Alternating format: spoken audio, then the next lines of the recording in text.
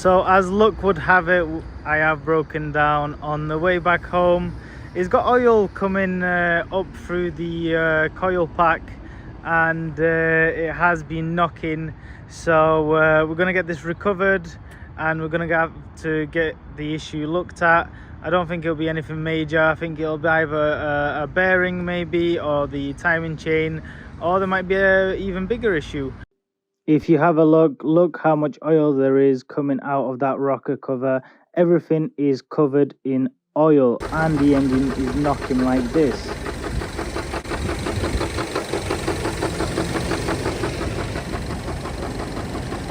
We have tried to get some cloth just to get the oil out of where the coil packs are, just because the car will misfire, but that did not help really. We tried to get as much out as possible. Look at that, it is covered in absolute oil everywhere. So the rocker cover seal just let through all that oil, and it ended up on the spark plugs. Luckily enough, we've made it home without the need of the car being recovered. What I actually thought was the bottom end, it didn't sound like the bottom end really. I think there's a timing issue or a valve issue here, but we'll strip it down and see what it actually is. But it made it here, it drove it here, so it drove an hour without any problems. It didn't break down, so that's a good sign. The plan originally was to actually buy this car to do an engine swap to the Mini that I actually have. However, when buying this, I didn't realize this is the N18 engine, and I need the N14 engine, which is a little problem, because from what I know, the N18 have a better fuel pump system, and that might be an issue. Different ECU, the engine mounts are the same, so that will fit, but there's a few differences that it might be tricky to try to get over. So the plan was actually to take the engine out of this car and put it in this one right here, but that is not going to happen. But the difference in this body kit is absolutely huge. This car is so much wider, and it looks so much more aggressive than the one I have just purchased. The difference is night and day. So I'm really gonna have to do some research if the N18 engine can actually go back into that car, into the other Mini Cooper. But if it doesn't, then I'll just fix this car, sell it, and buy another one and use that one for parts. Because ideally, I've got everything else. I could sell the turbo from the car I've just purchased, the intercoolers, the radiators, all the hose pipes, everything, because everything I've got from the other car, and the clutch and the gearbox. So really it would have been like a free engine, but I'd have to have actually a good look if this engine actually fits. Someone's took really good care of this car, so even though it's got a little engine issue, I don't think it's anything serious. Just look at the wheels, somebody's done a refurb. They are brand new. They've even got the Union Jack caps. Apart from that, this body is in very good condition. I can't see anything apart from this rear bumper here. There's a little bit of a scuff mark here. It's not a lot, and I have found some receipts for brand new tires. So this has got about 6 mil of thread, so that's a massive bonus. Where they have messed up, because I can wrap and I can paint cars, look at this. This is, who's done this? This is wrap. They've wrapped the tail lid, or whatever you call this, but they've either used a very cheap wrap and they've not heated it enough, and now everything's peeling off.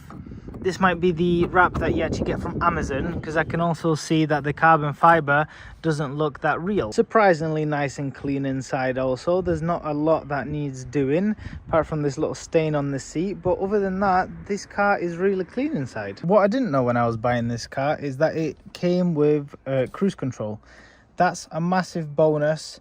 This car currently on the market, I had it valued on Auto Trader, is about £3,800. So I have actually got a bargain. This is really cheap for what I paid for the car. Even if I'm going to have to put, let's say, £1,000 of work into this car and my own time and labor, which is free for me, literally there's still a lot of money to be made into this car if the engine doesn't go back into the of a Mini Cooper. The other thing I've noticed which someone's done poorly is the windows. I can't do windows. I've tried it, it's not for me. I don't like doing them, the window tints, but this is a poor job. That is poor. I don't know how long they're here or how long they've been here, but that's poor. So going back to the issue with this engine is all of this was covered in oil, all of it, literally everywhere. The rocker cover seal is letting loose and oil is coming up as well.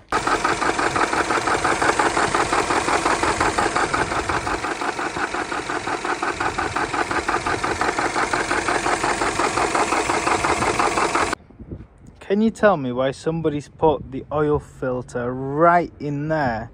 So when you're actually looking at it, don't know if you can see it, the oil filter is there, right here, right there. There's your oil filter. Already checked the turbo. Turbo's good. There's no nothing's loose. And the blades look good as well. So to get the oil filter out, you have to actually move everything out of the way, including the coolant reservoir, to just get the coolant filter out and exchange it. Look at this. This is one of the worst oil filters I have ever seen. This not only must be years old, it is absolutely useless. This car's not been serviced for so long, it's terrible. A brand new one's going in. Just look at the difference it makes. Look at the difference between these two filters. You can tell that it's not been changed for a while, and the new beautiful one's going in, and the car should run a lot better. So this is where we take the rocker cover off, and first we take the coil packs out and unplug all the pins from them, and then you just unscrew all the way around. There's about 12 bolts that hold the rocker cover together. After that, you have to make sure the spark plugs are out as well, as you see now, and you will see how they are filled with oil. Just look how much oil they have just because of that rocker cover leaking. After you've taken out the spark plugs, you've got 2 more bolts in the rocker cover that need to come out before the rocker cover lifts off. So here you go, them 2 bolts.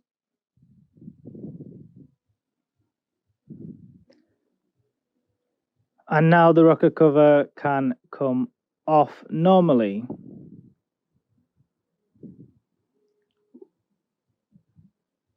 So while the rocker cover has been taken off, we will look at the timing chain, and absolutely no loose. It is tight. There's nothing wrong with the timing chain unless maybe a tensioner, but I really doubt it. And then we can also inspect the camshafts. The cams are very nice. There's no scoring on them. There's no scratches on them. So literally there's nothing wrong with the cams as well. What we have done also, while the rocker cover spark plugs are out as well, we inspected the bores of the cylinder. However, there was so much oil inside of them, we couldn't see anything. So this is what it looked like on the monitor.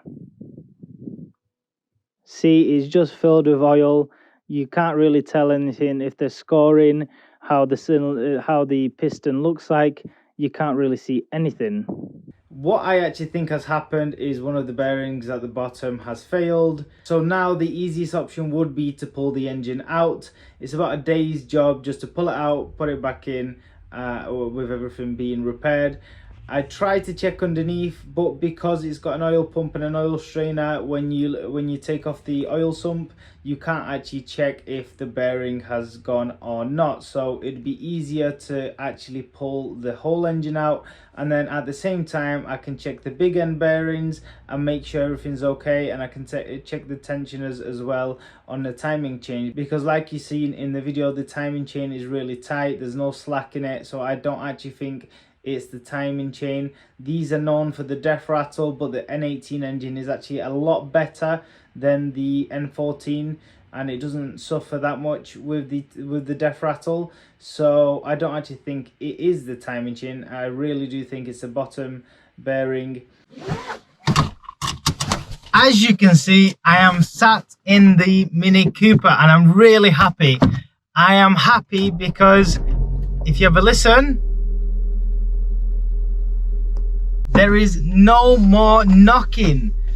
And the best part is I didn't even have to pull out the engine, which is absolutely awesome. What I did do, however, is I sat down for about an hour or so and I did some digging on these, and I came across a video of a very similar issue, and it turned out to be a tensioner.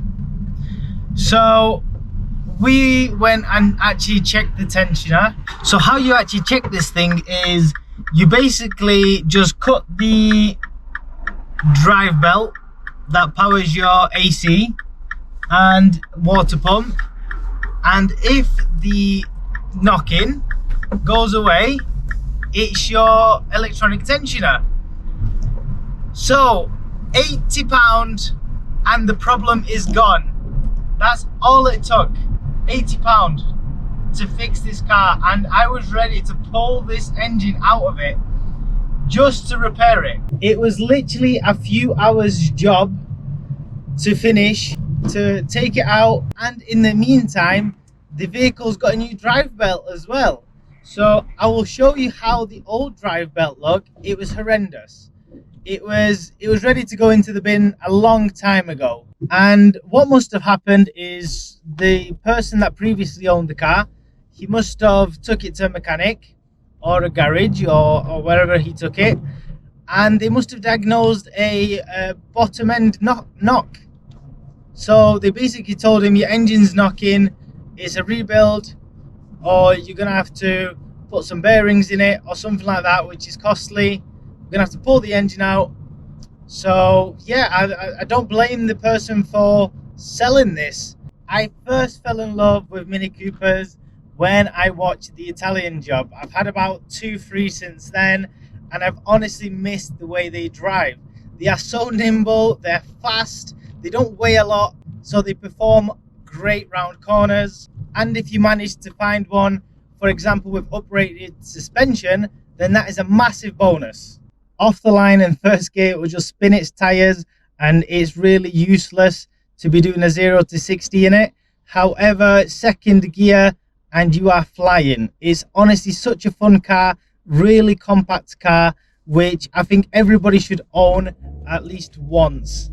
The insurance is not bad on them, the fuel's not bad on them, and there's not really a lot that can go wrong with them. Of course there are a few things, for example the timing chain that they're really known for on both the N14 and 18 engines, but the N18 engine is a lot better than the N14. What else is there? They do suffer from carbon buildup, so that's something to watch out for as well. But other than that, if you look after it, service it, it's like any other car. It has the right to go wrong, but what you get back from it is the thrill of driving this thing. It is honestly really fun. The best thing that I can compare this to is a go-kart on road. It's basically like a road legal go-kart. Plus, let's not get started on the hidden potential of these vehicles. If you map this, it will do easily 250 horsepower, which is insane. For the size of this car and the weight of this car, is insane. So I've been in a few that I've had about 280, 300, and I've owned previously one that was modified as well, and let me tell you, the difference is huge. What a simple map can do. Of course you need to get the exhaust done as well, and the intercooler if you're chasing big power, but that's a whole different issue, that's a whole different story. But they are absolutely amazingly fast once you have mapped them. However, if you are looking for a car that's good round town, good on the fuel, because this is not bad on fuel, it averages about 45 to the gallon on the motorway, so I can't really complain. A car that's great for city driving, this is one of my top picks that I will be picking. You just want to pull away quickly from the lights every single time. All of a sudden you look next to you and you're checking if they don't want to race you, and when they do, you dump the clutch and off you go. And they have absolutely no chance. I don't know if you can hear the sound of this car, but it does sound really nice. It's got like this kind of a little growl to it, a little purr. Honestly, never underestimate the power of a small car. The only thing I can't comprehend currently is I also have a Liberty Walk Mini Cooper S as well. It's waiting for an engine, basically for me to build the engine, and that supposedly had 280 horsepower. It's wider and it's got a custom exhaust on it. That will be insane. If you've not seen the first part of that video, I put a link up right in this corner and you can click it and watch it.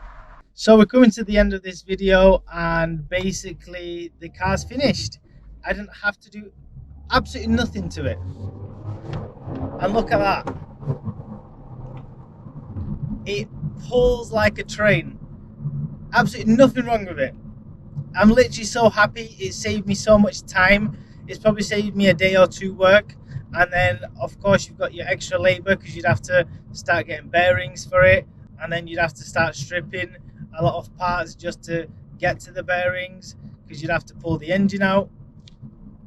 So it has saved me so much time. I just feel sorry for the person that basically took this to the shop and they told him, yeah, it's the bottom end, it's gonna cost probably, I don't know, 1,000 or 1,500 to fix this issue. So the customer probably cut his losses and basically sent it to auction. They couldn't really do much. So this shows you sometimes that you can get really lucky in this trade, and there is money to be made. But don't forget that sometimes it will bite you in the ass, and you will have to, for example, pull an engine out. So you have to be prepared for stuff like that. But thank you all for watching. I really hope you liked both videos. If you could like and subscribe, that would be amazing. And we've got a new car that we're going to showcase as the second car of this series of the Road to a GTR series. So thank you all for watching again, and I'll see you next time.